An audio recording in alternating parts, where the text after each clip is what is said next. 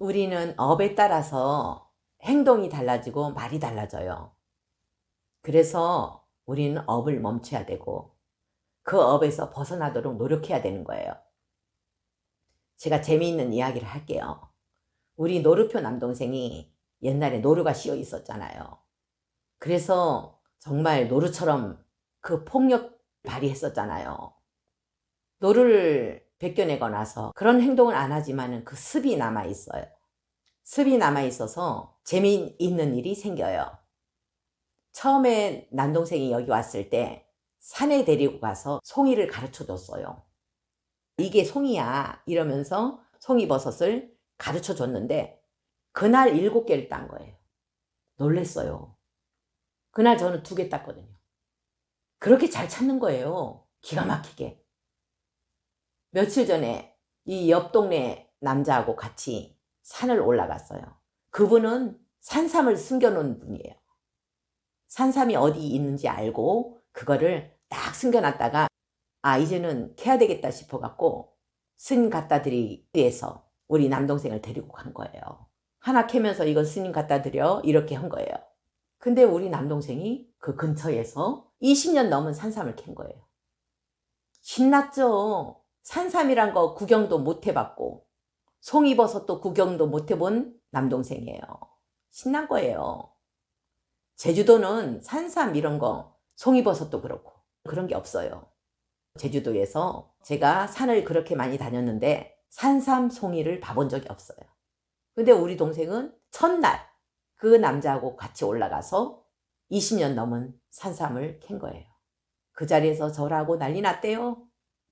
갖고 와서 저한테 주더라고요. 신나가지고. 노루가 씌어 있었기 때문에 산에 있는 거 잘 알죠. 그래서 업에 따라서 잘 찾는 거예요. 전에 제가 두더지 빙이 된 스님 이야기를 한 적이 있어요. 땅속을 훤히 본다고. 그래서 사람들이 몰려들고 신도가 몇천 명이 돼요. 그 스님은 땅속을 훤히 봐요. 이 땅속이 물이 찼는지, 이 무덤 안에 뱀이 들어있는지 이런 것까지 훤히 보는 그런 스님이었어요. 우리 인간의 능력이 아니기 때문에 사람들은 몰려드는 거예요. 근데 제가 볼 때는 두더지가 빙이 됐다. 그래서 두더지처럼 땅속을 훤히 본다. 이렇게 저는 결론을 내렸어요. 이 가까운 동네에 농사꾼 한 분이 계신데 전에 같이 일했던 스님이 그 사람을 보더니만 소가 빙이 됐네 이러더라고요. 지금 와서 생각하면 맞는 것 같아요. 이 사람은 온 길거리에 소똥을 흘리고 다녀요. 그 트랙터에 싣고 다니면서 온 길거리에 소똥이에요. 소똥. 밭 가는 거 잘해요. 10,000평 이상을 밭을 잘 갈아요. 수확하는 건 거의 없어요. 손해봐요. 수확을 제대로 못하는 거예요. 밭 갈아서 딱 심어 놓는 것까지는 잘해요. 그 다음부터 관리를 잘 못하는 거예요. 그러니까 동네 사람들이 다 흉을 보는 거예요. 근데 저는 그 이유를 알겠죠. 소가 빙이 됐구나. 맞구나. 평생 소처럼 사는구나. 열심히 일해도 남는 게 없고 소처럼 일해도 남는 게 없고. 며칠 전에 제가 경험한 이야기예요. 어떤 노보살님이 천도제를 의뢰했는데 여기까지 못 오고 기도 끝내고 전화를 드렸어요. 보살님 부치는 지금 지옥에 있어요. 어떤 지옥이냐? 소예양간 같은 막힌 곳에 그런 지옥이 펼쳐져 있어요. 엄청나게 고통을 당하고 있는 모습으로 보여요. 소원한이 있어서 그래요. 이렇게 이야기를 했어요. 그랬더니만 이 보살님 반응은 우리 소 많이 안 키웠는데요 이러는 거예요. 그러고 나서 저녁 때 메시지가 온 거예요. 스님, 이제야 생각났어요. 스님 말씀 맞아요. 옛날에 본인이 어렸을 때 아버지가 어떤 끔찍한 일을 했는지 생각이 났어요. 소가 음매음매 시끄럽다고 부엌에 가서 부엌칼을 갖다가 소 입에 집어넣었대요. 소여가 잘려서 먹지도 못했던 그런 기억이 있대요. 그런 끔찍한 일을 부친이 했다는 거 이제야 생각났대요.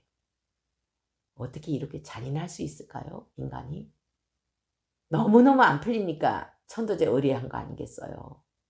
본인도 안 풀리고 자식도 안 풀리고 그 원한은 어떻게 할 건데요. 그 원한을 감당할 수 있겠어요? 인간의 힘으로? 우리는 껍데기만 다를 뿐이에요.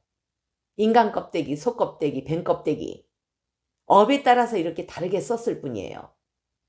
힘이 세다고 아니면 머리가 좋다고 그렇게 나보다 약한 존재를 잔인하게 학대한 결과는 뭘까요? 고통. 그만큼 고통을 당해야 된다는 거예요.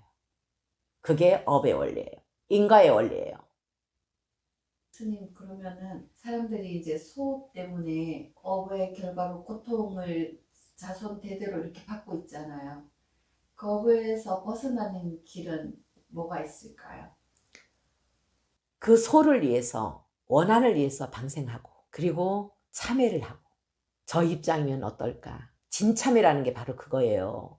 내 입장을 비우고 상대방 입장에서 생각했을 때의 그 참회. 그럼 눈물이 나죠. 그게 진참회거든요. 진참회를 하고 소들을 위해서 방생하고 소들을 위해서 복을 지어주면 그 업에서 벗어날 수 있어요. 그 기독교인들이 이런 업을 많이 짓더라고요. 뱀만 보면 죽인대요. 목사들도 가르친대요. 그렇게. 뱀만 보면은 악마다. 뱀은 죽여야 된다. 아니 어떻게 그럼 뱀 입장에서는 어떨까요? 원한은 어쩔 건데요? 뱀요 원한을 품면요 엄청나게 강하게 와요. 왜? 독을 품고 있기 때문에 그래요.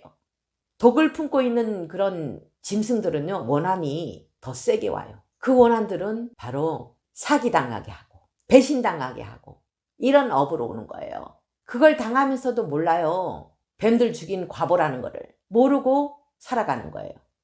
그러면서 세상을 원망하는 거죠. 왜 내가 배신당했을까? 나는 왜 인덕이 없을까? 인덕이 없는 이유가 뭔지도 모르고 세상을 원망하는 거예요. 친구를 원망하고 부모를 원망하고 부모 잘못 만나서 내가 이렇게 산다. 본인의 업이라는 것도 몰라요. 이렇게 어리석어요. 그래서 세상을 원망하지 말고 부모를 원망하지 말고 내 입장을 비우고 세상을 보면 업에서 자유로워질 수 있다는 거예요. 인과의 법칙은 정확해요. 한치의 오차도 없이 오는 게 인과의 법칙이에요. 아, 지금 상황을 보면은 내가 어떤 업을 지었는지 내가 전생에 어떻게 살았는지 알 거 아니겠어요. 지어놓은 복이 없기 때문에 이렇게 사는 거 아니겠어요. 그럼 지금부터 지우면 되죠. 그러면은 관상도 달라지고 인상도 달라지고 피부도 좋아져요. 점점 얼굴이 밝아지고 맑아져요. 결국은 뿌린 대로 거둔다. 복은 지어야 온다는 결론이죠. 저도 이 인과의 원리를 어릴 때부터 알았으면 이렇게 안 살았어요. 지네 잡고. 저는 낚시한 적은 없어요, 실은. 전에 교사 시절에 선생님들이 어느 섬에 놀러를 갔어요. 낚싯대 하나씩 주더라고요. 거기서 잘 잡는 선생님들이 있어요. 근데 저는 하나도 못 잡았어요. 다행스럽게. 그때 당시에는 잡은 그 선생님한테 박수치고 했는데 이게 얼마나 어리석은 짓이에요. 거꾸로 생각하고 있잖아요. 거꾸로. 우리는 이렇게 인과도 모르고 업을 짓고 있는 거예요. 그 업에 따라서 어떤 결과가 오는지는 생각하지도 않는 거예요. 전에 그랬잖아요. 물고기 업이 있어서 100년 만에 한 번 있을까 말까한 살인사건, 울산에서. 아들을 여자애가 회칼로 찔러서 죽게 한 살인사건. 그것도 바로 물고기업이었다 했잖아요. 회 떠먹은 물고기업. 회칼로지잖아요. 회칼로. 물고기업이 있으면 보이스피싱, 피싱 당해요. 피싱. 낚이고 시험에 떨어지고 업에 따라서 행동도 나오는 거고 그 행동에 따른 결과까지도 우리는 감당해야 되는 거예요. 이제는 인과를 알았으니까요.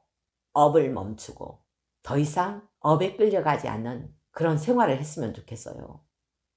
인과를 모르니까 그런 삶을 살았던 것 같아요. 저도 그렇고. 항상 우리는 내 입장을 비우고 저 상대방 입장에서 생각하면 해답이 나온다는 것을 마음속에 새기고 보살도를 향해서 정진하도록 합시다. 그게 바로 우리가 해탈할 수 있는 길이고 열반에 이룰 수 있는 길이고 극락왕생할 수 있는 길이라는 것을 확실히 알고 실천해 나가도록 합시다.